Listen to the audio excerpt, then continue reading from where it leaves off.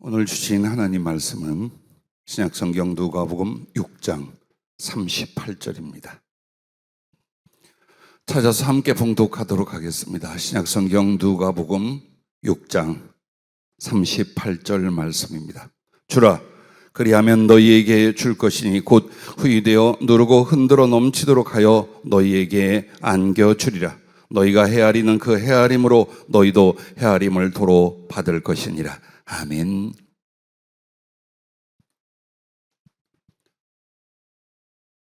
주라, 그리하면 후이되어 누르고 넘치도록 하여 너희에게 안겨주리라. 말씀 그대로가 오늘 제목입니다. 누구나 주님을 향하여 후이되어 누르고 넘치도록 하여 받기를 원하는 줄 압니다. 오늘 하나님께서 우리에게 무엇을 그렇게 주시며 또한 어떤 사람들에게 그렇게 후이되어 넘치도록 하여 주시는가, 성령으로 이 말씀을 주셨습니다. 오늘 이 말씀을 전하는 데는 기도할 때의 한 거룩한 환상 속에 주님이 주신 말씀이 있었습니다. 그것은 주님과 내가 삼각형을 그려놓고 그 안에 큼지막한 각종 색깔의 유리구슬을 그 삼각형 안에 두고 구슬치기를 하고 있었습니다. 아마 요즘 세대는 그런 놀이 안 할 거예요. 저희들이 클 때 딱지치기, 구슬치기, 고무줄, 술래잡기, 날마다 몸살을 하며 놀았던 놀이들 중에 하나입니다. 그런데 그 삼각형 안에 크면서도 굉장히 아름다운 여러 색깔의 구슬들이 있었고, 주님이 그 구슬에 던지면 주님의 구슬이 그 삼각형 안에 들어가 멈춰 있으나 내가 구슬을 던지면 부딪혀서 거기에 있던 구슬들이 이리저리로 퍼져 나갔습니다. 이렇게 하기를 여러 차례 반복하여 던졌습니다. 계속 주님 구슬은 그 안에 머물고 삼각형 가득히 채워져 갔습니다. 내가 던진 구슬은 다른 구슬과 부딪혀서 역시 계속 퍼져 나갔습니다. 그 모습을 보며 주님께 물었습니다. 이것이 무엇입니까? 무엇을 의미합니까? 주님께 물으니 자세히 설명을 해 주셨습니다. 너와 나의 사랑과 만남에서 난 네게 성령과 말씀을 주고 너는 그 성령으로 그 말씀을 온 세상에 전파하는 것을 가르치는 것이니라. 또한 그 안에 있는 사랑과 생명과 나의 나라를 함께 주고 또 전하는 것이니라. 그러므로 언제나 너는 나에게 받고 전하고 구하고 또 전하라. 그러기 위하여 너는 나와 많은 시간을 같이 보내며 내게 받고 또 받아야 하느니라. 또한 너는 부지런히 온 세상에 복음을 전하고 그 생명과 사랑을 나누는 자는 계속해서 내가 주고 또 주리라. 그러나 이웃에게 나누고 전하지 않으면 내가 주는 것과 그 안에 있는 것이 충돌이 일어나게 주지 않느니라 라고 하셨습니다. 자, 결국 그 삼각형 안에 구슬을 놓고 구슬치기 하는 건 주님과 나의 기도와 말씀 안에 사랑의 교제를 가리키는 것이고, 주님의 것이 거기에 머무르는 것은 주께서 성령과 말씀을 우리에게 주시는 것이며, 내가 던진 구슬이 퍼져나가는 건 바로 그것을 사랑과 복음으로 온 세계 온 나라 사람들에게 나누어주고 전하는 것을 상징하고 있었습니다. 그러므로 주님의 것이 계속 들어오고 쌓여야만 우리는 그것을 또 나누고 전할 수 있습니다. 또한 여러분이 받는 하나님의 생명, 그 복음과 사랑을 전하고 나누어 줘야만 하나님의 생명이 성령과 말씀 안에서 우리에게 주고 또 주어질 수 있다는 것입니다. 그러나 만약 여러분과 내가 이웃과 세계에 복음과 사랑을 나눠주지 않는다면 그 자아의 고집이나 인색함이나 자기 주장으로 말미암아 주님이 주실 성령과 말씀 혹은 생명 안에 있는 그 은혜들이 충돌이 일어난다. 즉 우리가 순종이 되어지지 않으므로 주님은 더 이상 부어줄 수가 없는 교회 성도가 된다. 바로 그걸 말씀하고 있는 것입니다. 여러분, 그런데 유리 구슬을 보여주시고 환상으로 가르쳐 주신 것은 유리라고 하는 것에 대한 상징성 때문입니다. 유리 구슬은 곧 주님 보좌를 싸고 있는 하나님의 말씀으로서 수정 같은 유리 바다를 상징합니다. 요한계시록 4장 6절에 보면 수정 같은 유리 바다가 하나님 보좌 앞을 둘러싸고 있습니다. 즉 보좌의 형상과 영광의 마지막 부분이 수정 같은 유리 바다라 하여 성경에 두 곳, 계시록에 딱 2번 언급이 됩니다. 정말 그게 무엇인가를 제대로 이해하거나 주석적으로 해석적으로 밝히 말하는 내용이 2000년간 사실 별로 없습니다. 그런데 분명한 건 거기는 그 수정 같은 유리 바다를 건너가지 않고는 하나님의 존전, 그 보좌 앞에 나갈 수가 없다라는 것입니다. 그런데 10여 년 전 여기 계신 목사님이나 우리 성도님들도 같이 계셨죠. 주님께서 저에게 요한계시록을 풀고 전하게 하기 위하여 하늘나라를 목도하게 하신 일들이 공개적으로 있었습니다. 그때 하나님 보좌 앞에 그 수정 같은 유리바다를 보여주는데 겉에가 12가지 하나님 나라의 기초 그 보석이 비춰지는 아름다운 색깔이 그 영광으로 비춰지고 있었습니다. 그리고 그 속에는 세상에 말하는 물이 아니라 구름이었습니다.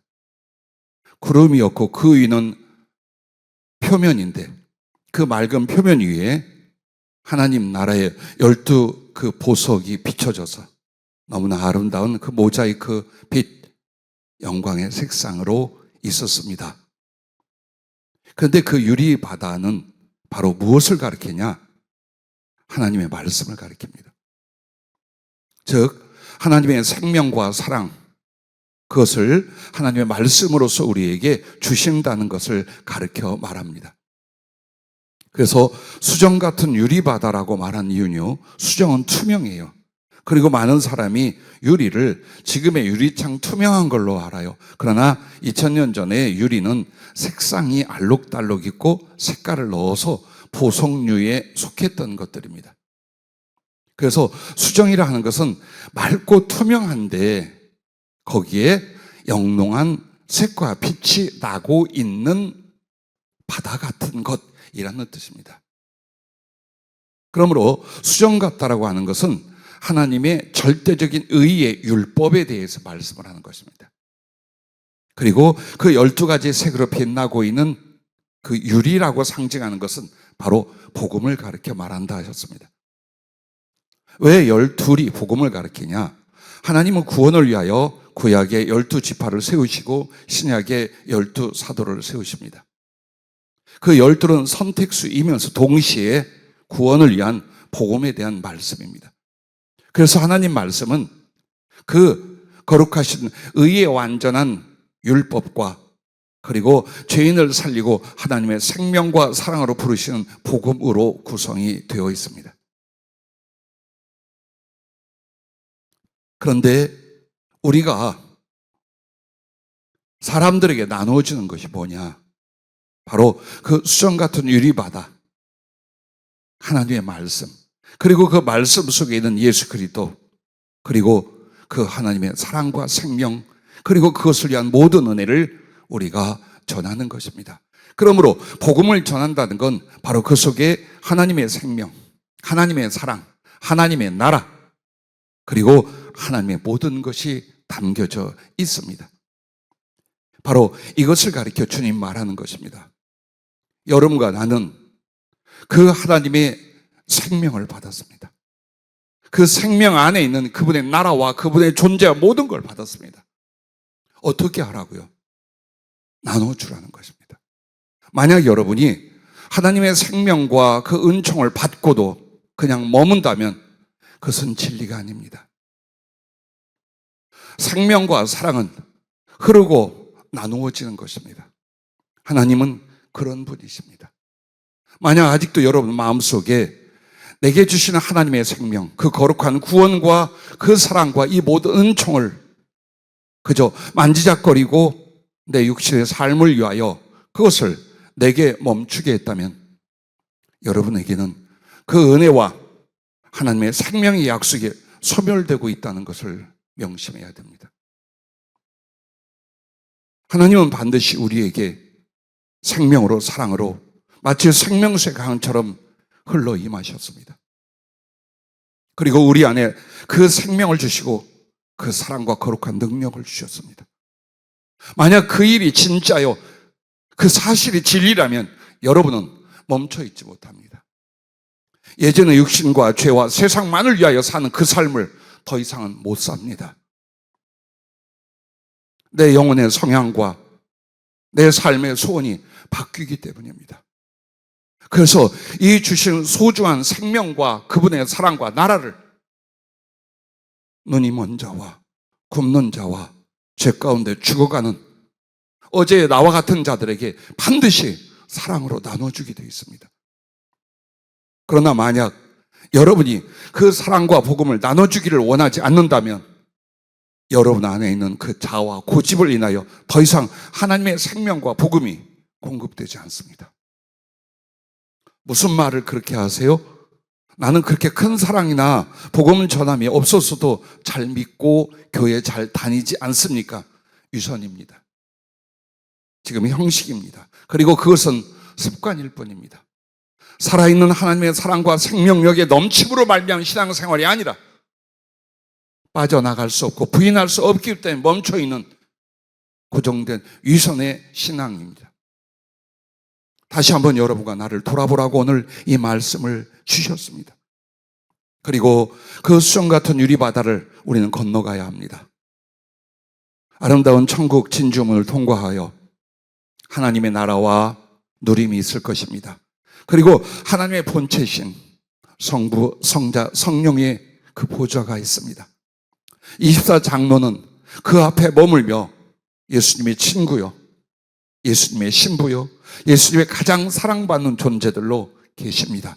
그래서 우리도 그냥 겨우 하늘나라 가는 것이 아니라 그 보좌 앞에, 소위 말하는 셋째 하늘 그 주님 보좌 앞에 가기를 원하는데 거기에는 또 하나의 장벽이 있어요. 수정 같은 유리바다입니다. 그런데 그 수정 같은 유리바다는 하나님 말씀이요, 그 말씀이 그 앞에 오는 사람들을 향한 요구가 있습니다. 그 말씀을 순종했는가? 율법은 이미 죄인된 우리를 예수 그리스도께서 십자가에서 감당해 주셨습니다. 그리고 하나님의 율법의 판단과 심판이 아니라 우리를 구원하고 그 생명과 사랑으로 가득하게 하신 복음이 우리에게 적용이 되게 했습니다. 다만 이것을 믿는다는 것입니다. 그럼 믿는 게 뭐냐? 순종하는 것입니다. 그러면 복음의 핵심, 예수님의 계명이 무엇입니까? 이 말씀입니다. 내가 너희를 사랑한 것처럼 너희도 서로 사랑하라. 너희가 서로 사랑하면 너희가 내 제자인 줄을 사람들이 알리라. 요한복음 13장 나오는 말씀입니다.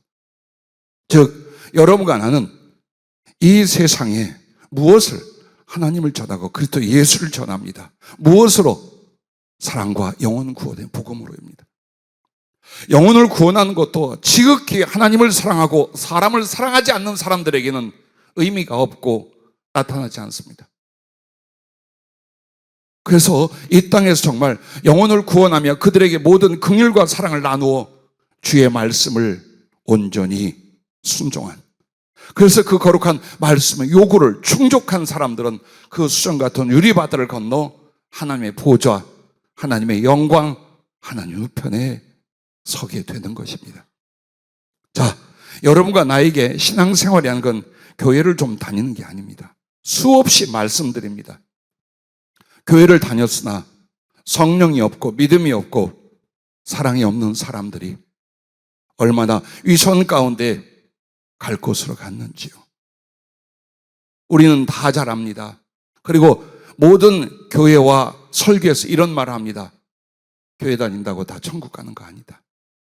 그 말의 뜻이 무엇입니까? 여러분과 내가 형식이라면, 유선이라면, 가슴이 없는 신앙생활이라면 구원에 이르지 못하고 있다는 것을 가르쳐 주십니다. 부디 오늘 주님께서 우리에게 구원, 즉 그 하나님의 생명을 주시되 넘치도록 풍성하게 주려 하십니다. 그리고 그 생명을 얻고 누리기 위하여 모든 은혜를 함께 주시는 것입니다. 만약 여러분이 이것도 해보았고 저것도 얻었고 또한 이것도 이루었다 할지라도 하나님의 생명이 없다면 그 모든 것이 무슨 소용이겠습니까? 부디 어리석지 않기를 바랍니다. 고집이 아니기를 바랍니다. 여러분과 나는 진실하고 순수하여 그분이 주시는 말씀을 그대로 믿고 그대로 순종하는, 그래서 하나님의 사랑과 생명이 넘치는 하나님의 사람들이 되시기를 주의 이름으로 축복합니다. 하나님의 모든 은총은 생명과 함께 받은 것을 또 그 사랑으로 생명의 흐름으로 나누어 주는 사람들에게만 임하고 흘러 넘치게 된다라고 하셨습니다. 여러분, 그러면 주께서 우리에게 주시는 것이 무엇입니까? 그것은 하나님의 생명과 그 은혜의 모든 것입니다. 즉 하나님의 생명을 갖게 하기 위하여 나머지는 은혜로 주시는 거예요. 그렇다면 오늘 여러분과 내가 하나님의 생명이란 무엇인가 물어보신 적이 있습니까?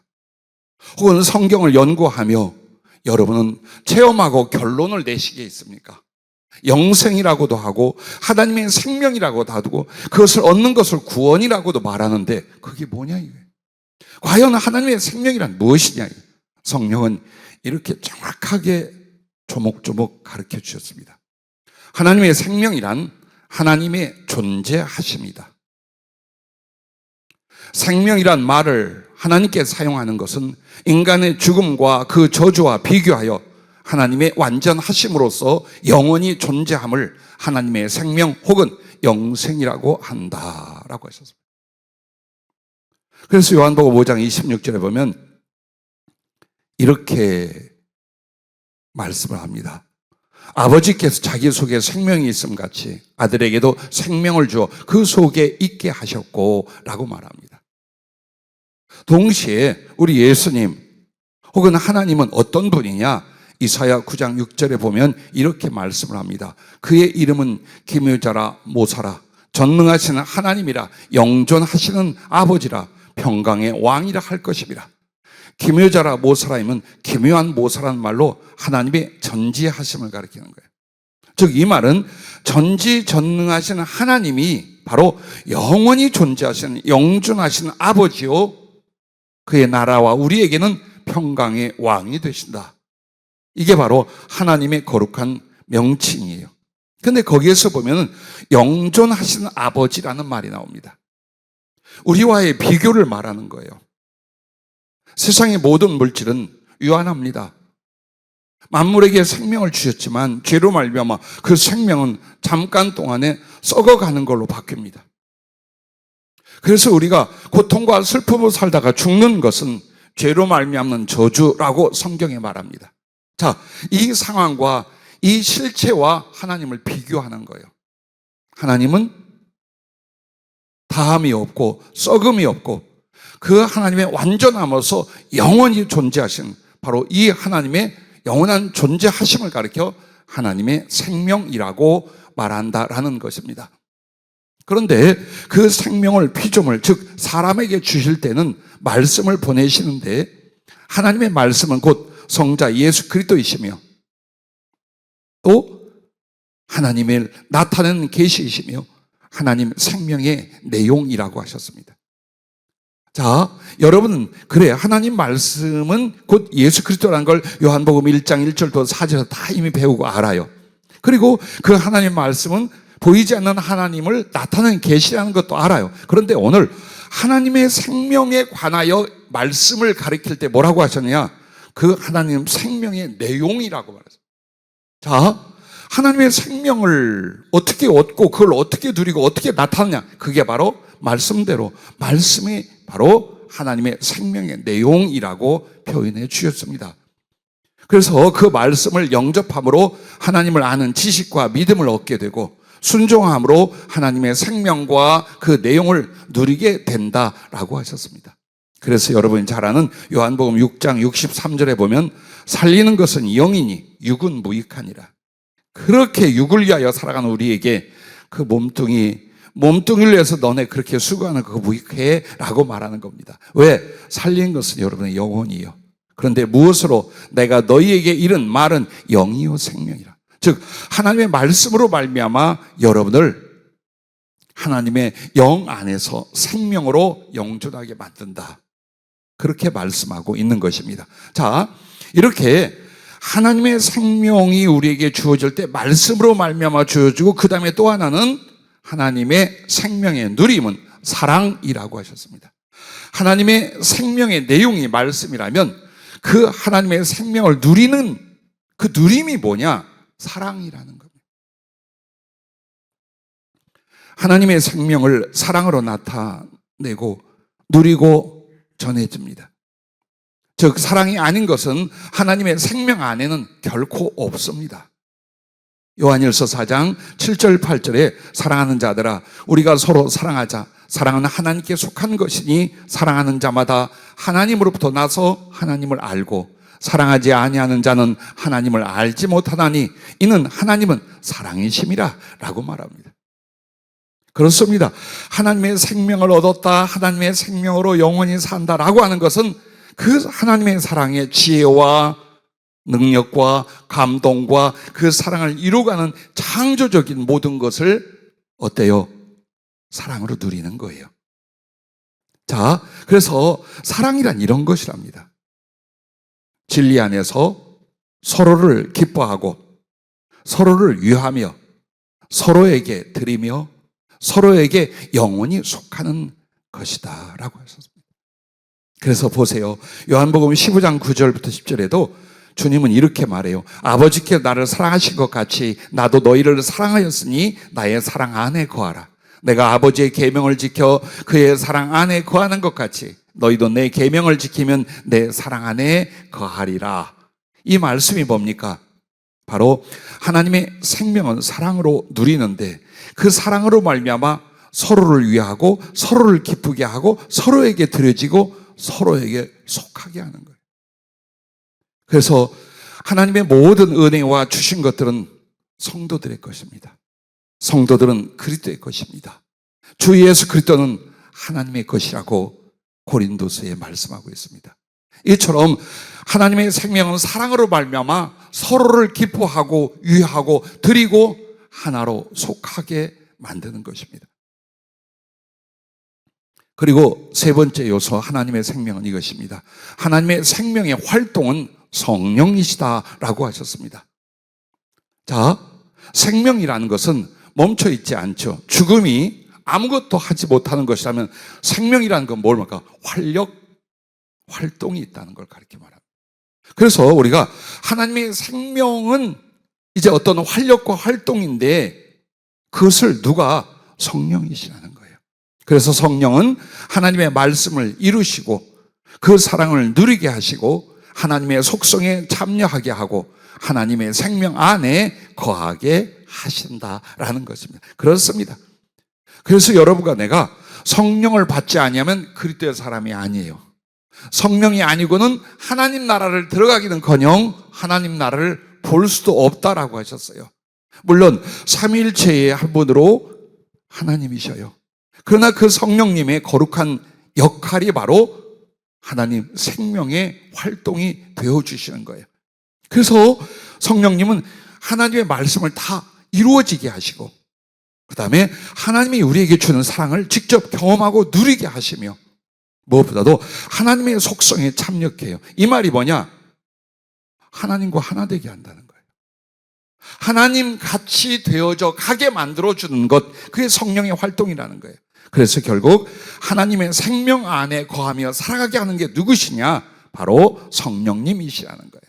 그래서 하나님의 생명은 바로 하나님의 그 영존하심이며 동시에 그 하나님의 생명을 우리에게 주실 때 말씀으로 주시는데 말씀은 하나님의 생명의 내용이고 그리고 사랑으로 주시는데 사랑은 바로 하나님 생명의 누림이고 성령으로 주시는데 그 성령은 바로 하나님 생명의 활동이다. 43년 만에 결론을 내렸어요. 날마다 주님께서 진리를 풀어주며 우리의 물음과 그 말씀에 대한 것을 가르쳐 주시는데, 과연 우리에게 하나님 주신 게 뭐냐? 한마디로 말하면 생명이라는 거예요. 그리고 그 생명을 얻고 누리기 위하여 모든 은혜를 하나님이 우리에게 지금 주고 계시다. 근데 그 생명이 바로 하나님 나라요, 하나님 당신 자신이라는 것입니다.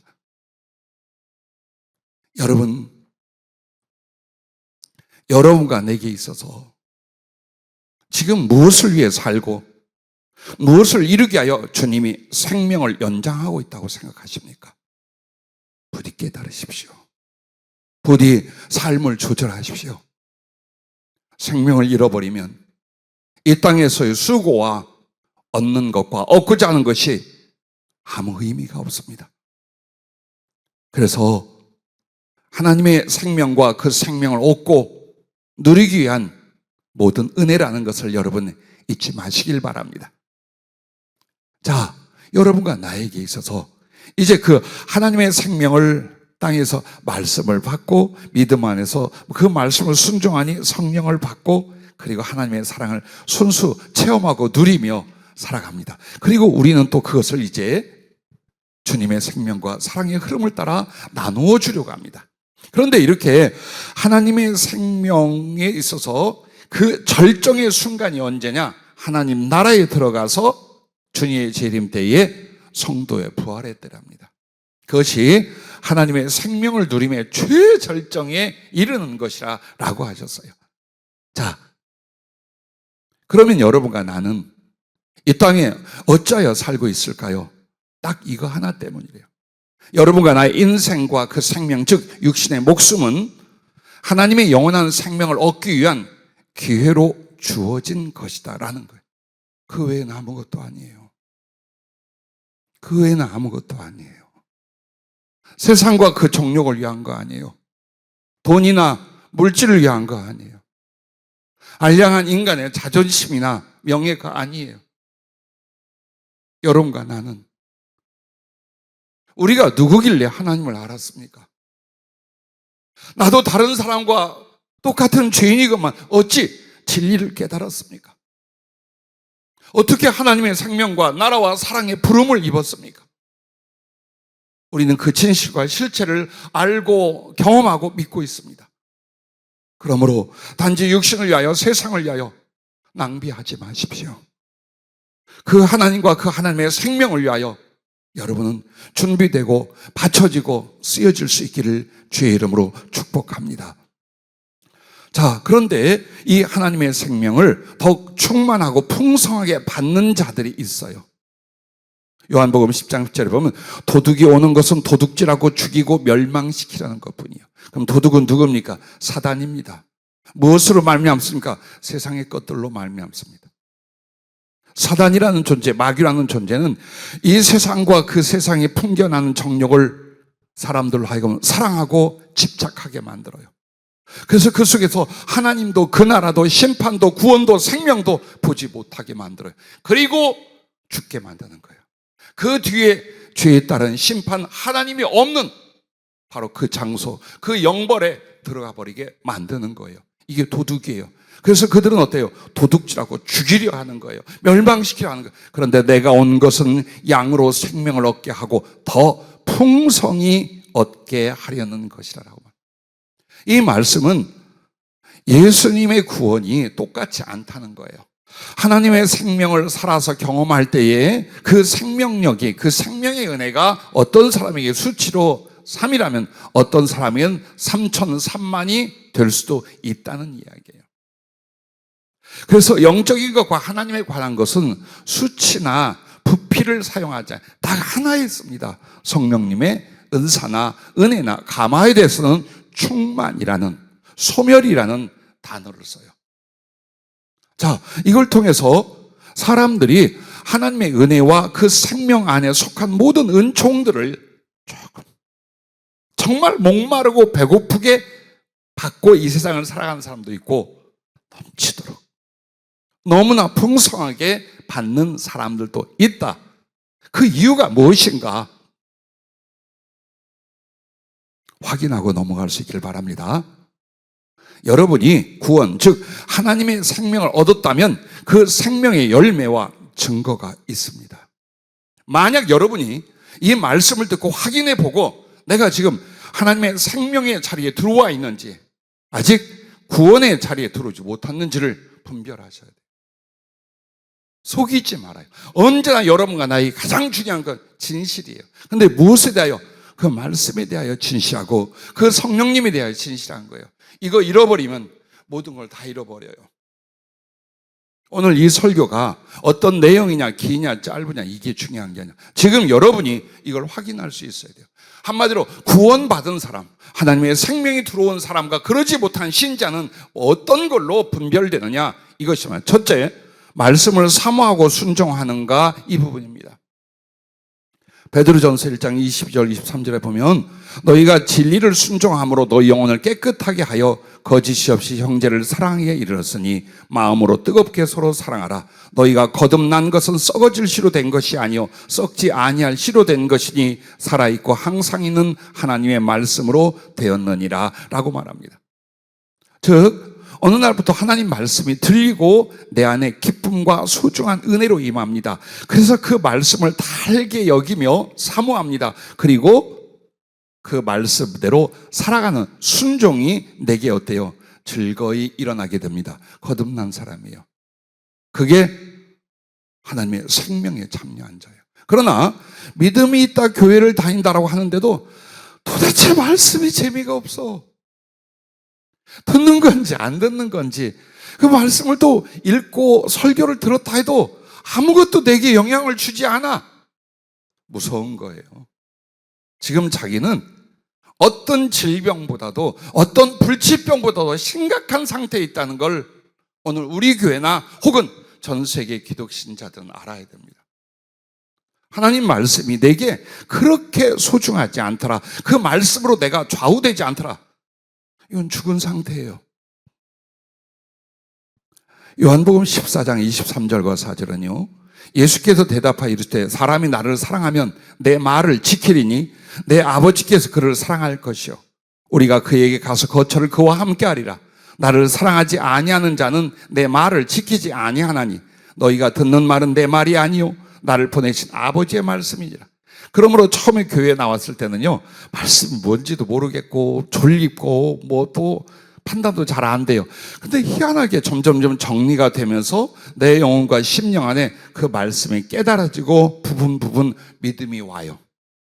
그리고 점점 그 말씀을 사랑하게 되고 사모하기 시작해요. 그리고 깨닫고 전해준 말씀을 이제 지키는 것이 기쁘고 거룩한 은혜의 힘이 일어나게 돼요. 이게 하나님의 생명의 역사라는 거예요. 이게 구원의 자리로 들어가는 거예요. 그래서 마귀가요, 교인들에게 제일 많은 시험을 뭘로 주는 줄 압니까? 교회에 나가라, 예배 참석해라, 그러나 말씀은 듣지 마라. 아니 말씀도 들어라, 그러나 그 말씀을 기억하지 마라. 아니 기록하거나 녹음해서 기억하라, 그러나 지키지는 마라. 이것입니다. 어떻게 교회 다녔나 보십시오. 매주 몇 번씩은 예배에 그 말씀과 성경을 책으로 주신 거에 대해 여러분 어떻게 살아왔나를 보십시오. 그걸 보면서 구원을 받았는지, 내가 하나님의 생명 안에 있는지, 그 밖에 있는지를 여러분은 냉철하게 판단하시고 자기를 바꾸십시오. 자신을 변화시키십시오. 똑같은 말씀이 반복되지 않을 것입니다. 그러나 하나님의 생명은 말씀으로 오고 그 말씀 안에 하나님의 생명이 있어서 말씀을 깨닫는 일이 즐겁고 말씀을 따르는 게 행복해지기 시작해요. 그리고 인생과 영혼의 삶을 그 말씀대로 따라가기 시작합니다. 아직은 부족해요. 아직은 부딪히는 게 있어요. 그래도 결국 나를 꺾어서 그 말씀을 배우고 말씀을 순종하는 이 영혼으로 가게 되는 거예요. 두 번째, 구원, 즉 하나님의 생명이 있는가 없는가를 보십시오. 사랑을 기뻐하고 실천하는가, 이 부분입니다. 왜요?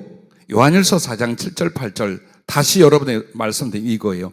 사랑하는 자들아 우리가 서로 사랑하자. 사랑은 하나님께 속한 것이니 사랑하는 자마다 하나님으로부터 나서 하나님을 알고 사랑하지 아니하는 자는 하나님을 알지 못하나니 이는 하나님은 사랑이십니다. 왜 사랑이 그렇게 내게 거룩한 기쁨과 능력이 되는지, 왜 나는 다시 하나님을 사랑하고 영혼들을 사랑하는 삶으로의 전환과 그것에 대한 즐거움이 일어났는지, 여러분이 만난 그 생명의 하나님 바로 사랑이시기 때문에. 그래서 여러분이 사랑을 알고 사랑을 행하면 여러분은 연약하고 무지하고 가난하고 질병이 있다 할지라도 하나님의 생명과 구원 속에 있는 사람이에요. 그런데 하나님을 사랑하고 다른 사람들을 사랑하는 것보다 나와 내 가족밖에 몰라, 그 사랑이 우선이야. 미안합니다. 구원을 바라보고 있지 구원 속에 들어오지 못한 거예요. 왜? 죄의 중심은요, 이기심이에요. 욕심과 이기심이에요. 하나님이 우리를 그렇게 만들지 않았어요. 그게 죄예요. 근데 그 욕심과 이기심으로 말미암아 하나님의 생명과 사랑을 내가 조금씩 버리고 있어요. 이런 신앙생활. 여러분은 교회를 다니나 어떤 직분을 가졌다고 설마 나와 같이 목사라고 해서 안전하다고 절대로 생각하지 말아요. 주님께서 내가 너희에게 새 계명을 준다 하셨습니다. 그것은 내가 너희를 사랑한 처럼 너희도 서로 사랑하라는 것입니다. 내 마음과 입술, 내 발길과 내 손끝에서 주님 주신 사랑을 어떻게 나누고 살았는지를 보십시오. 그렇다면 여러분이 구원을 받았는지 하나님의 생명으로 사는지를 알 수 있습니다. 세 번째는 구원과 하나님의 생명 여부를 여러분 스스로 판단할 수 있는 조건이 이것입니다. 성령을 의지하고 교통하는가예요. 왜? 요한복음 3장 5절 6절에 보면 물과 성령으로 거듭나지 아니하면 하나님 나라에 들어갈 수 없다라고 말합니다. 즉 여러분은 육신과 죄로 교회에 옵니다. 그리고 하나님의 은혜는 성령으로 말미암아 다시 태어나게 만듭니다. 그래서 그 성령은 하나님의 성품이 유입되게 하고 하나님을 알고 하나님과 사랑의 교통이 일어나게 만듭니다. 그래서 여러분은 성령으로 기도하는 사람, 예배드리는 사람이 됩니다. 그리고 그 성령으로 말미암아 하나님의 능력도 지혜도 받게 됩니다. 그래서 성령이 아니면 아무것도 할 수 없는 사람, 오직 더욱 성령을 의지하고 사모하고 순종하고 그 안에서 하나님과의 만남과 교통을 사랑하는 사람이 됩니다. 그래서 만약 여러분이 나는 믿을 때 성령이 있는 줄도 몰랐다, 그리고 그 성령으로 말미암아 다시 태어난 것도 변화된 것도 지금 하나님과의 사랑에 깊은 교통이 되는 것도 없다라고 하면 여러분과 나는 느낌표 대신 물음표에 있는 거예요. 하나님께서 그렇게 희미한 분이십니까? 하나님께서 그렇게 인색하신 분입니까? 하나님의 생명과 하나님의 나라와 하나님의 구원을 줬는데도 이 속에서 긴가 민가 긴가 민가, 아니면 가뭄에 빛나 떨어지듯이 너무나 목마르고 줄이고 안타까움으로 이 세상을 살아가게 하시겠습니까? 그 이유는 그 생명을 받되 조금 받았거나 아니면 아직 하나님의 생명과 그 풍성에 못 들어온 신자의 삶이라기 우리는 그렇게 보아야 할 것입니다.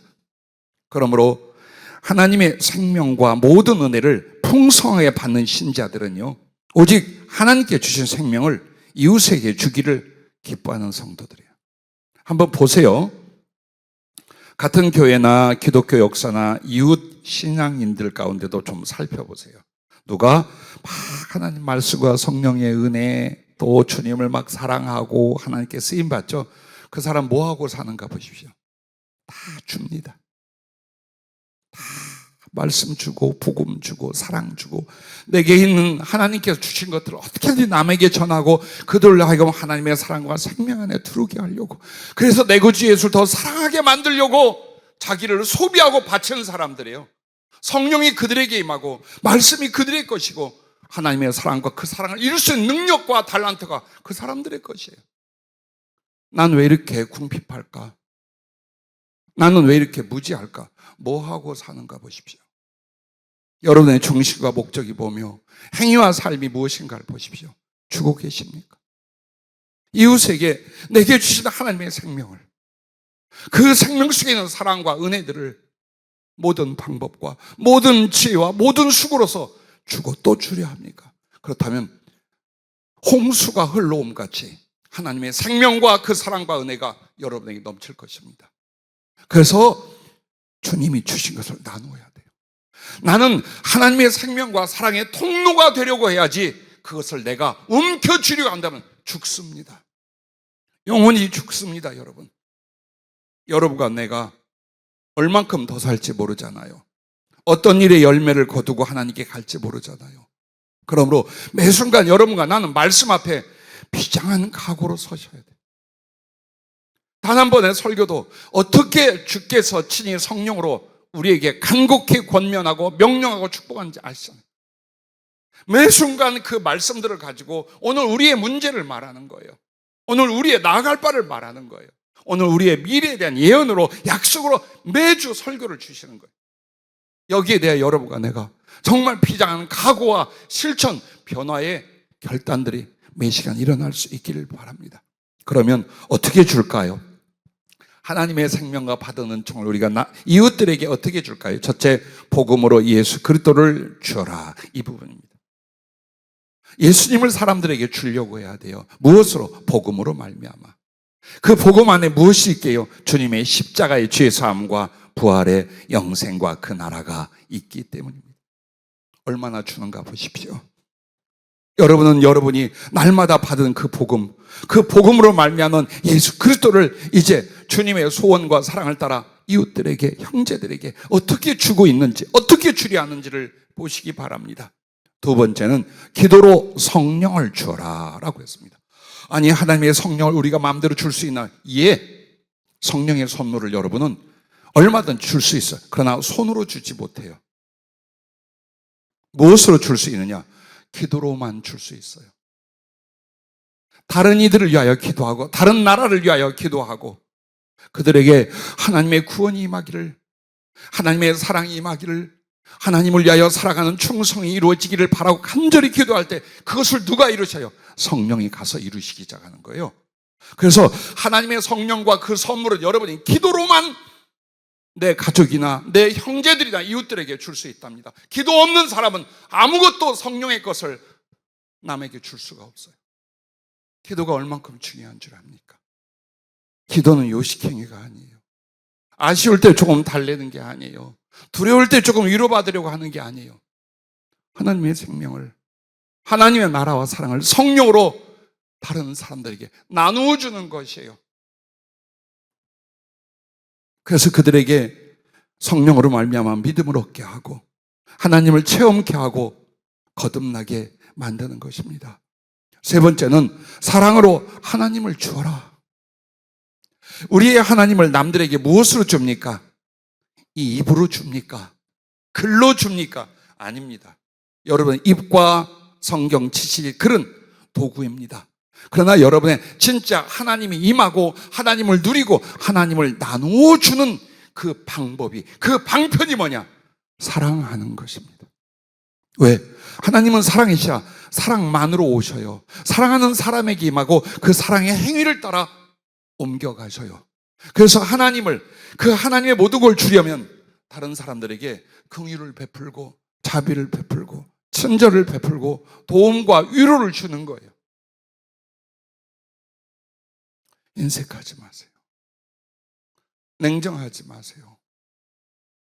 자기와 자기 가족밖에 모르는 그런 어리석음으로 살지 마세요. 작으면 작은 대로 나눠주세요. 내가 하나님께 적게 받았다. 예, 그것으로 하세요. 근데 상상할 수 없도록 많이 받으셨습니까? 목숨조차 나눠주세요. 기꺼이 주세요. 어차피 여러분은 병으로 죽거나 노안으로 죽거나 사고로 죽어. 아무리 가꾸고 아무리 입혀도 죽어. 그런데 이왕이면 주 예수 그리스도의 복음과 사랑을 주기 위하여 거기에 내 목숨을 보태려 하십시오. 그렇게 살고 그렇게 죽고자 하실 수 있기를 주의 이름으로 부탁합니다. 자, 이렇게 해서 하나님께 받은 구원과 그 생명과 모든 은혜를 이웃에게 주는 것이에요. 그런데 이렇게 덧붙여 말씀하십니다. 그 생명과 은혜를 얻지 못하는 자들은 사모함과 주고자 함이 없기 때문이랍니다. 하나님을 향한 사모함조차 이웃에게 주는 자들만의 것이랍니다. 절대로 주지 않는 사람은 하나님을 향하여 갈망도 사모함도 안 일어난대요. 자, 무서운 비밀이에요. 그리고 나한테 서로 적용할 수 있기를 바라요. 그러면 마지막 세 번째로, 주께서 오늘 누가복음 6장 38절 말씀처럼 누르고 흔들어 넘치도록 하여 주신다는 게 뭐냐? 생명인데 생명과 은혜, 이 어떤 걸 가르쳐 말하는, 구체적으로 이것입니다. 첫째, 그에게 말씀을 깊게 주사 성취되게 하신다라는 것. 사무엘상 3장에 보면 사무엘이 잘합니다. 그런데 여호와께서 그와 함께 계셔서 그의 말이 하나도 땅에 떨어지지 않게 하신다는 거죠. 그 말은 하나님이 주신 말씀을 전하거나 선포하고 축복합니다. 근데 그 말이 다 이루어지는 것. 그걸 통해서 사무엘이 하나님의 선지자인 것을 온 이스라엘이 알게 됩니다. 제 소원이에요. 나는 물질이나 능력이나 엄청난 사역의 크기를 솔직히 말해서 이제 논하지 않아요. 그랬던 때도 있어요. 그래서 이렇게 주의를 해요. 근데 지금은 가장 소원하며 나의 마지막을 향하여 내가 사모하고 가는 게 뭐냐? 주께서 주신 말씀을 나는 전하는데 그 전한 말씀이 이루어짐으로 말미암아 주께서 주신 말씀이 진리요, 내가 거짓이 아니라 하나님의 참된 종이었다는 것을 남기고 가는 것. 그것이 가장 큰 소원이에요. 아무리 성경을 통달하고 성령께서 직접 말씀해 주시고 가르치고 예언했다고 합시다. 그것을 증명하는 증언이 무엇입니까? 성취되는 거예요. 성경은 그렇게 말해요. 누구나 예언할 수 있어요. 누구나 성경을 가르칠 수 있어요. 누구나 그냥 자기가 원하는 사람을 축복할 수 있어요. 중요한 건 그게 이루어지는 거예요. 그런데 어떤 사람에게 정말 이웃에게 하나님의 생명을 말씀과 사랑과 성령으로 주고 또 주는 사람들에게 주님이 누르고 흔들어 넘치도록 하여 안겨주신다. 이 말이 무슨 말인지 알아요? 말을 써본 시대의 사람들만 아는 말이에요. 장사하는 사람들이 쌀이나 알곡을 자기들이 사올 때는 어떻게 한 줄 알아요? 농민들한테 쿵쾅쿵쾅 누르고 흔들어 다시 다져서 한 대 한 말을 쳐요. 팔 때는 어떻게 하냐? 사르르 놓아요. 그 집에 가서 툭 하면 푹 내려가. 이걸 빗대어 주님 말씀한 거예요. 아낌없이, 남김없이 주님이 있는 모든 것으로, 네가 더 이상 감당치 못하고 상상치 못할 것으로 내가 너에게 안겨줄 것이다. 근데 그게 첫째가 바로 하나님 말씀을 깊게 주시고 성취되게 하세요. 깊게 주신다는 게 무엇인 줄 압니까? 여러분과 내가 하나님 말씀을 무엇으로 받아요? 성경으로 받아요. 그런데 이 성경에 성령님의 도움이 없으면 그냥 글이야. 윤리교훈집이요, 때로는 기적을 말했는데 이걸 어떻게 받아들여야 될지 몰라. 그래서 우리가 하나님의 말씀, 성경이라고 하지만 그 성경 말씀이 여러분에게 무엇으로 들려야 하느냐? 성령의 말씀으로 들려야 돼요. 그 성령이 풀어주고, 그 성령이 가르치고, 그 성령이 약속하고, 그 성령이 장래를 말씀해 준 이걸로 여러분은 받아들여져야 돼요. 거기까지 가셔야 돼요. 왜 심령이 바뀌지 않느냐? 지식으로, 글로 말씀을 대하는 거예요. 그런데 하나님의 성령이 그 말씀을 가지고 우리 안에서 강력하게 우리에게 주는 영향의 말씀, 능력의 말씀, 이루는 말씀으로 임하는데 그것을 귀 있는 자는 들을지어다. 성령이 교회들에게 하신 말씀을 들을지어다라고 요한계시록에 말씀하는 거예요. 자, 그래서 신앙생활에 주의 은혜가 넘치지 않는 사람들은 대부분 뭐냐? 잘 몰라. 말씀을 배워도 그렇고 읽어도 그렇고. 그런데 점점점 하나님의 은혜는 어디로 가게 하느냐? 여러분에게 명확하게 그분이 살아계셔서 인격적으로 교통하며 말씀을 깨우치고 말씀을 가르치고 말씀을 언약하고 말씀을 이루어가는 걸 봐요. 그게 일어나기 시작하는 거예요. 이게 바로 말씀을 깊게 주신다라는 표현이에요. 그러므로 여러분과 나는요, 성령님이 누구시냐? 요한복음 14장 26절에 보혜사 곧 아버지께서 내 이름을 보내실 성령, 그가 너희에게 모든 것을 가르치고 내가 너희에게 말한 모든 것을 생각나게 하리라. 16장 13절부터는 그러나 진리의 성령이 오시면 그가 너희를 모든 진리 가운데로 인도하시니 그가 스스로 말하지 않고 오직 들은 것을 말하며 장래 일을 너희에게 알리시리라. 그가 내 영광을 나타내리니 내 것을 가지고 너희에게 알리시겠습니다. 말씀의 영이라는 거예요. 그래서 여러분이 인간적인 두뇌와 이성과 판단 가지고 성경을 대하는데 이게 좀 깨달아지거나 학습은 되는데 그렇게 감동과 큰 역사가 되게 안 일어나 이유가 있어요. 성경의 문자적 말씀이 성령의 말씀으로 내게 임해야 된다라는 거예요. 성경은 우리에게 그걸 가르쳐 주는 거예요. 이게 말씀의 깊이로 들어가는 거예요. 그래서 성령의 말씀의 형태가 고린도전서 2장 12장 8절부터 10절, 사도행전 2장 17절 18절에 나오면 이거예요. 7가지가 있어요. 지혜의 말씀, 지식의 말씀, 영 분별함, 통역, 꿈과 환상, 영서 등을 해석함, 그리고 장래일을 말하는 예언, 그 다음에 이런 기능을 위하여 환상과 꿈, 이런 등등의 것으로서 성령은요, 분명히 그의 사람들에게 하나님 말씀을 풀어주고 가르치고 잡아주고 이루어가게 만들어요. 이것이 누구에게 주어진다고요? 주는 사람들. 부지런히 하나님의 그 사랑으로 말미암아 받은 이 생명, 그 생명을 말씀을 가지고 사랑을 가지고 열심히 주는 사람들에겐 그 말씀이 점점점 깊게 임하여 지혜가 되고 성취되는 능력이 되는 것을 믿으시기 바랍니다. 할렐루야. 자, 두 번째는 이런 은혜를 넘치도록 주신대요. 그에게 성령을 충만하게 주사 기도가 형통하게 하신다라는 거예요. 나는요, 이 관계를 그렇게 은혜 많이 받은 척 하면서도요, 어제 오늘 확정했어요. 아, 그렇구나. 왜? 자, 성령님과 기도, 성령님이 더욱 충만해질수록 기도가 형통해진다. 이 말이 무엇을 말할까요? 자, 보십시오. 기도의 응답은요, 자연적인 섭리나 현상이 절대 아니에요. 그렇죠? 자연적으로 이루어질 일이라면 기도 응답 하나님의 은혜라고 생각해요. 넓게는 하나님의 은혜지만 응답은 아니에요. 그럼 기도 응답이란 뭐냐? 그 자연적이고 평범한 섭리와 상황을 넘어선 기적이에요. 기적이에요. 그래서 성경은 그것을 가르쳐 기사와 표적 혹은 기적과 표적이라고 말해요. 똑같은 기적이래요. 기적이라는 말은 자연적인 현상과 상황을 뛰어넘는 하나님의 초월적인 역사를 말하고, 표적이란 건 그 하신 말씀과 하나님에 대한 증명으로서 일으킨 하나님의 기도 응답을 가리키는 거예요. 그래서 기도는 전부 다 뭐냐? 기사와 표적이었던 거예요. 그러면 그 기사와 표적은 무엇으로 이루어지느냐? 성령님을 주셔서 일어나요. 여러분이 기도 응답이 더 깊고 크고 놀라운 것들이 일어나는 이유가 뭐냐?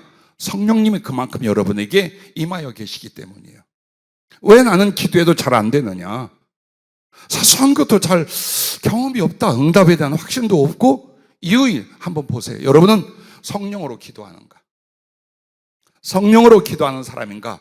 아쉬움을 가지고 인간적으로 기도하고 있는가를 보세요. 왜 유다서에도 예배소서에도 성령 안에서 기도하고 성령으로 기도하고라고 말했을까요? 기도와 성령을 왜 연관했을까요? 하나님이 성령을 더해주는 사람들에게 나타나는 게 뭡니까? 큰 권능이나 기적인데 이게 기도응답이에요. 성령의 은사도 마찬가지예요. 무슨 일도 마찬가지예요. 그 사람의 기도로 말미암아 나타나는 거예요. 예를 들어서 우리 성도들의 질병을 위해 기도했는데 고쳐졌어요. 그 사람 때문에 고쳐지고 그 사람 능력으로 고쳐나 기도했더니 들어주신 거예요. 그럼 그 작용이 뭐냐? 이 기도하는 사람에게 성령이 더 주어지고 성령의 은사나 역사가 클수록 기도의 형통, 기도의 능력도 기사와 표적으로 더 크고 많게 나타난다. 그 말이었던 거예요. 기도의 능력이 곧 성령께 잡히는 것, 여기에 달려 있다라는 것입니다.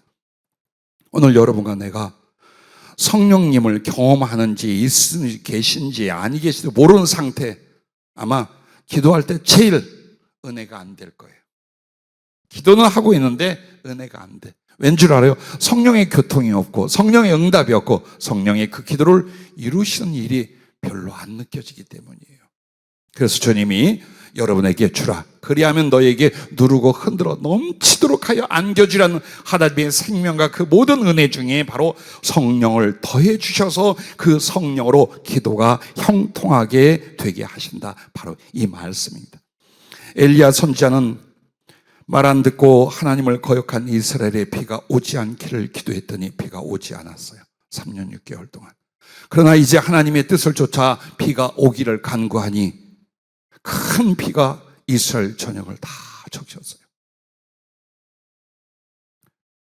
베드로와 사도는 죽은 자를 위하여 기도하니 그가 살아나 더욱 복음과 사랑의 일들을 감당하고 모든 기적이며 귀신을 쫓으며 능력을 행하며 안 될 일이 되게 하는 역사들이 일어났어요. 요셉을 보세요. 그는 기도로 말미암아 하나님의 지혜를 받아요. 그리고 그 지혜로 말미암아 애굽이라는 집과 주변을 다 경영하고 살려내는 능력의 역사를 이루어요. 이게 전부 다 뭐냐? 성령으로 말미암은 기도의 형통이랍니다. 왜 우리는 이런 걸 중요하게 여기지 않을까요? 왜 우리는 이런 데 골몰하며 매달리지 않을까요? 그리고 마지막 세 번째 넘치도록 주실 것은 이거랍니다. 그에게 사랑을 크게 주사 이웃을 돕고 구원하게 하신다라는 것입니다. 사랑은 가슴으로부터 하나님을 경험하며 교제하며 일어나게 됩니다. 성령으로 말미암아 하나님의 사랑이 그 사람 마음에 부어지게 됩니다. 그런데 그 하나님의 사랑이 경험되고 마음에 부어지는 사람은 하나님을 알고 더욱 사랑합니다. 그리고 이웃에 대한 긍휼과 자비와 기쁨과 사랑이 일어납니다. 그래서 자기의 주신 모든 것들과 자기의 재능과 자기의 힘과 가슴을 다하여 영혼들을 구원하며 그들에게 그리스도의 긍휼과 사랑을 나누게 됩니다. 이게 바로 하나님의 은혜였던 거예요.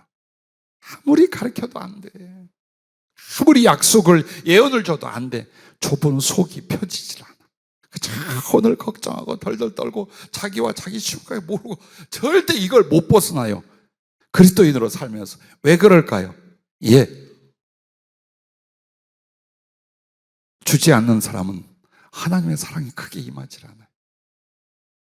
하나님의 사랑이 그에게 임하지 않으면 남에게 줄 것도 없다는 걸 아셔야 돼요. 예. 하나님의 사랑이란 주게 하는 거예요. 왜 내가 남에게 줄 것이 없는가? 하나님의 사랑이 크게 임하지 않아. 그럼 나는 왜 줄 것이 없는가? 안 주기 때문이라는 거예요. 웅크려 잡고 벌벌 떨면서 인색하고 걱정하고 이것만 위해 살아. 끝까지 그렇게 되는 거예요, 여러분. 어떤 기업의 회장 권사님을 만나서 여러분에게 말씀드렸죠. 여러 가지 예언과 하나님의 할 일들을 가르쳐주고 그들은 그걸 확인해서 믿음을 가졌어요. 근데 중요한 건 제일 중요한 만남의 이유를 주님은 이렇게 말해서 너를 돈에서 구원하기 위함이라. 물질을 위하여, 사업을 위하여 생명도 자존심도 영혼도 신앙도 다 쏟아 부어버려요. 즉 잃어버리고 있어요. 그런 이들을 향하여 주님이 이렇게 말씀하는 거예요. 오늘 여러분과 나에게 이 본문이 어디에서 나온 말씀인 줄 압니까? 누가복음 6장 27절부터 38절까지 전부 다 이웃을 사랑하는 내용과 권면들이에요. 그리고 그 마지막에 네가 이렇게 용서하고 이렇게 사랑하고 이렇게 베푼다면 너한테 누르고 흔들어 넘치도록 해서 안겨줄 거야. 근데 너 맨날 셈해봐라. 너 그 셈대로 된다 라는 말씀이에요. 봐봐요. 나를 누가 만들어가요? 내가 만들어가요. 지금 이 모습, 지금 이 영적 상태, 그리고 내일 하나님이 만든 게 아니야. 내가 만들어간 거예요. 말씀은 미리 다 말해 주었어. 성령은 미리 다 약속하고 예언해 주셨어요. 만들어가는 건 지금 내가 하고 있다는 걸 여러분과 나는 아셔야 할 것입니다. 1달란트 받은 종과 5달란트 받은 종의 차이가 무엇입니까? 더 많이 받았다입니까? 아닙니다.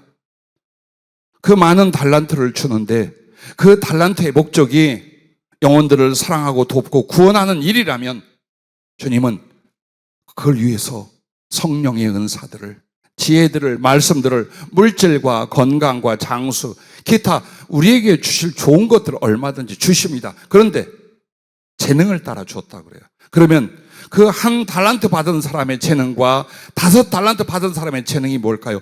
5달란트 받은 사람의 재능은 바로 퍼줄 수 있는 사랑이었던 거예요. 그럼 한 달란트 받은 사람의 재능은 뭘까요? 인색함이에요. 그게 그의 재능이에요. 절대로 자기 외의 것은 쓰지 않아. 손해보지 않게 하여 주님의 것도 땅속에 처박아 두고 그러고 살았어요. 즉 그에게 특징, 그에게 불행한 장점이 뭐냐? 인색하다는 거예요. 이 차이예요. 하나님의 생명이 어디에 있다고요? 사랑에 있어요. 근데 내가 남에게 사랑을 못해. 생명이 없다는 거예요.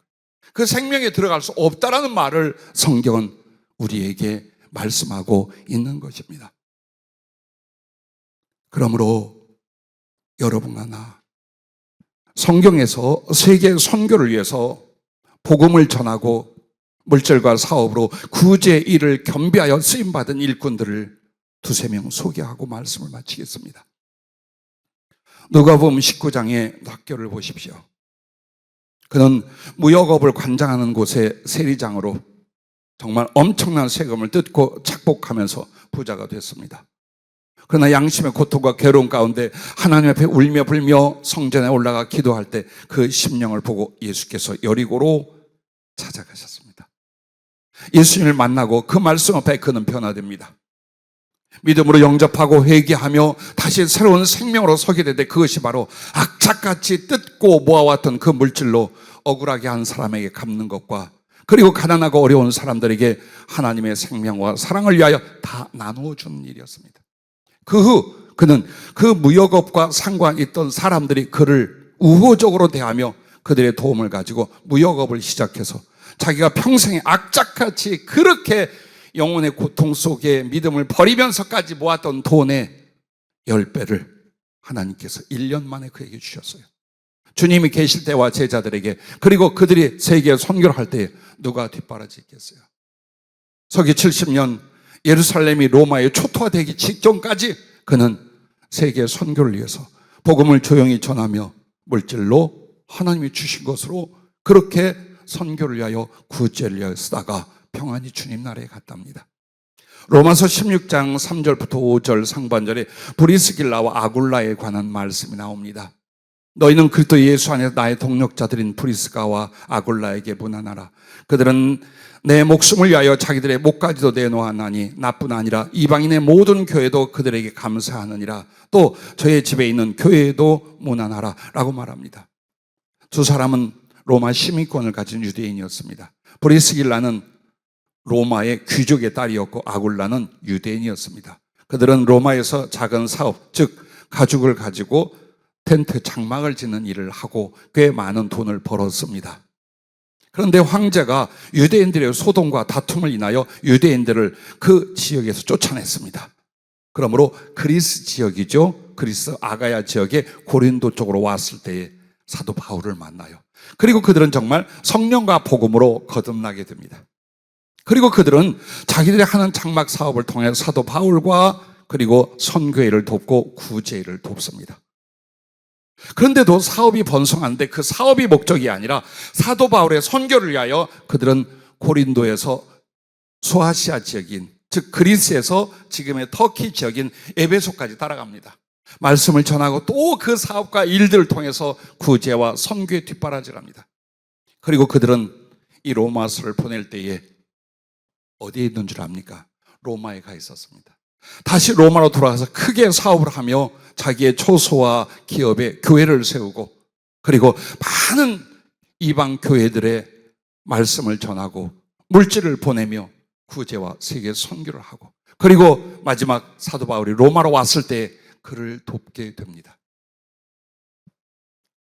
자, 고린도전서 16장 15절부터 보면 스데바나와 그 집이라고 나옵니다. 그런데 고린도 교회를 향하여 이 스데바나라는 사람을 이렇게 말합니다. 형제들아, 스데바나의 집은 곧 아가야의 첫 열매요 또 성도 섬기기로 작정한 줄을 너희가 아는지라. 이분은 자기 집안 전체가, 우리가 하는 일이 뭐냐, 우리의 신앙이 뭐냐, 성도들을 섬기는 거야. 가난한 사람, 어려운 사람, 복음 전하는 사람, 혹은 선교하고 전도하는 사람들 다 뒷바라지한다. 이게 집의 가훈이었다라는 거예요.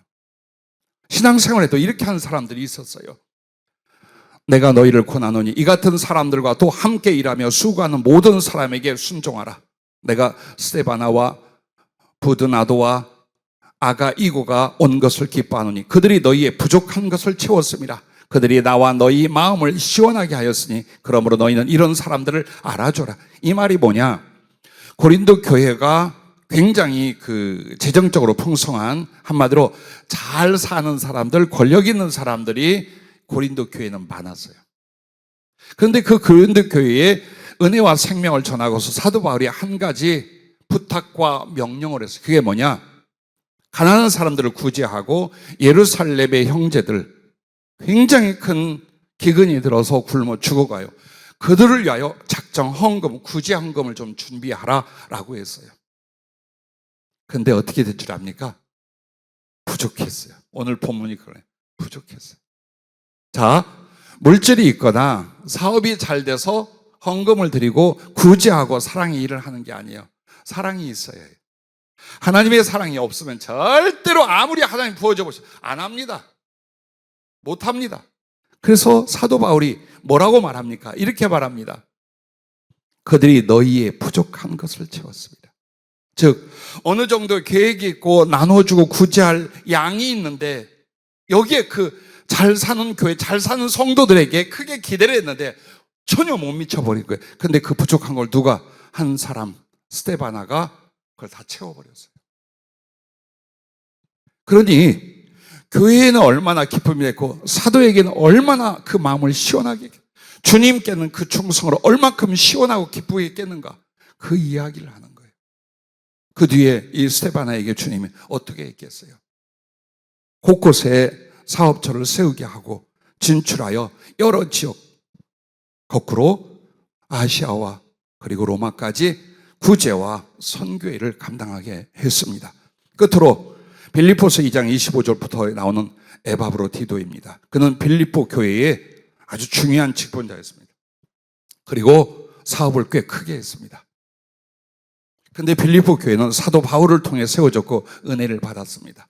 말씀과 성령으로 교회를 양육하고 돌보면서 그는 그 사업을 가지고 사도 바울의 선교 혹은 성도들의 구제 혹은 세계 선교를 위한 구제를 위해서 사용하기 시작했습니다. 그런데 전해주는 것만이 아니에요. 자기가 직접 그 물질을 가지고, 그리고 빌립보 지역에서 로마까지 혹은 아시아까지 옮겨 다니면서 전달을 했어요. 그러다가 병이 들어 죽게 되었습니다. 내가 말이야 주의 일을 하고 선교의 일을 하고 구제만 위해서 사는데 어떻게 병이 들고 죽어가냔 말이야. 이럴 수가 있습니까? 하나님 살아계시면 이라고 할 줄 알았죠? 아니요. 사도에게 부탁해서, 그 이순신 장군이 그랬던가요? 내가 병들어 죽은 것을 우리 교회 식구들에게 알리지 마십시오. 그들이 많이 상심하고 걱정할까 봐 두렵습니다. 그냥 절대로 이것을 비밀에 붙여주십시오 하고 죽어가는 거예요. 그렇게 사랑스럽고 충성된 사람이 마지막 그 죽어가는 순간에도 알리고 중보기도 부탁하고 위로받으려는 게 아니라 그들이 걱정할까 봐, 그들의 마음이 상할까 봐 자기 죽어가는 걸 비밀로 해달라는 거예요. 사도 바울이 얼마나 감동했겠어요. 주 앞에서 얼마나 통곡했겠어요. 그 통곡의 기도를 듣고 그를 하나님이 치료하셨어요. 여전히 그는 사업을 통하여 그리고 그 아름다운 사랑의 중심을 통하여 복음을 전하며 세계 선교에 가장 아름답게 쓰임을 받게 되었습니다. 제가 왜 이 이야기를 소개했습니까?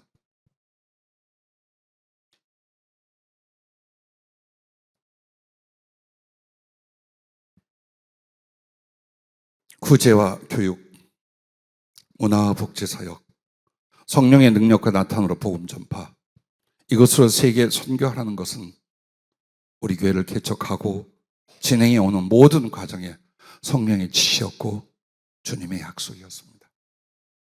세월이 오래 가며 많은 시련과 연단을 받고 그리고 많은 주의 종과 우리 성도님들이 현실을 직시하고 계십니다. 난 여러분에게 책망하는 말로 듣지 마십시오. 예배 시간에 대표 기도할 때도 세계 선교의 이야기가 강력하게 안 나와요. 주의 종들이 설교할 때도 세계 선교의 필요성과 약속에 대한 확신이 별로 안 나와요. 우리 성도들 중에 그 문제로 기도하고 그 문제로 영적 점검을 받는 이들이 아주 소수예요. 이유가 뭘까요? 현실을 보니 너무 작아, 너무 가난해. 그게 우리의 믿음입니까? 그게 우리의 믿음입니까? 아니요. 혼자라도 합니다. 두세 명으로라도 합니다. 누가? 바로 주고 퍼주는 사람들이. 그들을 통해서 하나님이 반드시 약속하시는 성령의 예언을 그리고 주님의 지상명령을 이루실 거예요. 나는 이제 조급해하거나 걱정 안 합니다. 하나님의 하신 일들을 보며 거기에 합당한 건 바로 일과 일의 규모가 아니에요. 사람, 바로 그 사람들이었어요, 주님께.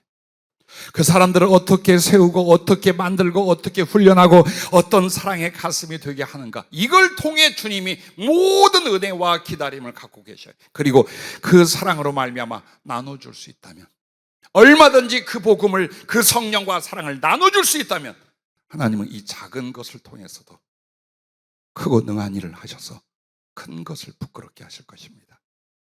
부디 여러분에게 많은 자상한 이야기와 의논은 않습니다. 그러나 이미 알고 있습니다. 저를 세워준 것도, 이 교회를 세운 것도, 그동안 일어났던 성령의 모든 은혜와 역사와 말씀들도 결국 하나님의 생명과 나라를 나눠주는, 말씀과 사랑과 성령으로 구제하고 강력하게 복음 전파는 세계에 선교에 있었다는 걸 여러분과 나는 죽는 순간까지 부인하지 못할 것입니다. 이루어지리라 믿습니다. 기도하겠습니다.